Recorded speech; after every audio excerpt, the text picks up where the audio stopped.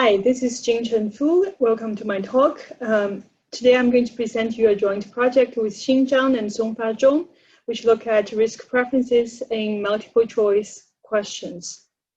MCQs are widely used in exams because they are objective and they are easy to mark.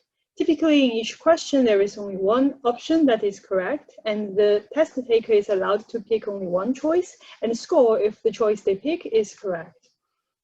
And that means it involves some risk-taking unless the test taker is completely sure about the correct option. So the scoring rule can affect performance due to risk aversion, ambiguity aversion, and choice difficulty.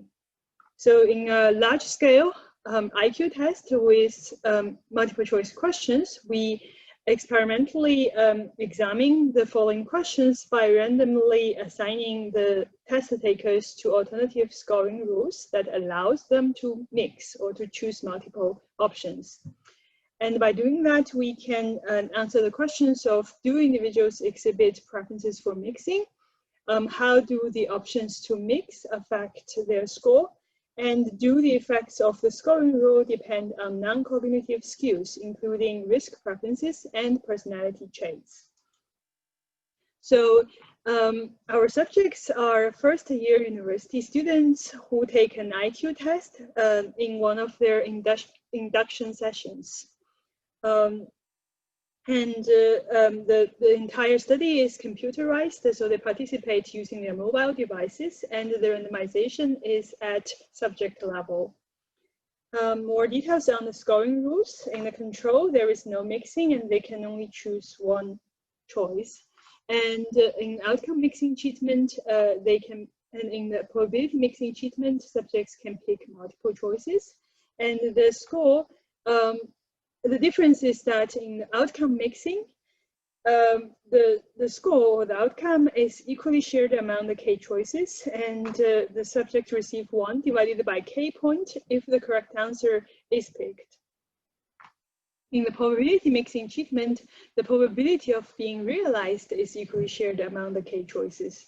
So 1 out of the K choices is randomly drawn, and the subject receives 1 point if it is correct and 0 otherwise. After completing the IQ test, they fill in some questionnaires which ask for their risk preference, their tendency to falsely diversify or pick strictly dominated choices, and their personality traits. Very briefly looking at the results, we see that there are significant amounts of mixing in both the outcome mixing treatment and the probability mixing treatment. So only around 20% and just over 30% of the subjects in the OM and the PM treatment never choose to mix. So the majority do mix sometimes. And on average, it's about 20% of the questions and 30% of the questions that are answered with mixing. And mixing do lower the score.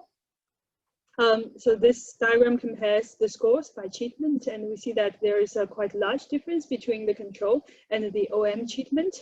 So those in OM tend to have much lower scores, and those in the PM also have lower scores, but the difference is only significant when we control for some covariates, such as demographic characteristics.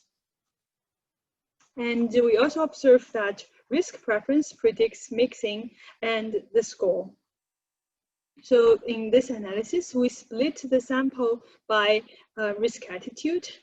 And we see that among those in OM treatment, subjects who are risk averse mix significantly more than those who are risk seeking. And this difference is not observed in the PM treatment because probability mixing is not predicted by risk preference. And the effects on mixing do translate into the effects on scores, because we see that risk aversion significantly lowers the score in the outcome mixing treatment. And the difference between the control and the outcome mixing treatments are mainly driven by the subjects who are risk averse. Okay, and we also did the analogs analysis for the other characteristics, but we do not see such systematic effects. So the main mechanism that is at play in this study is basically risk preference. So my time is up, but I welcome any further discussions. Thank you very much.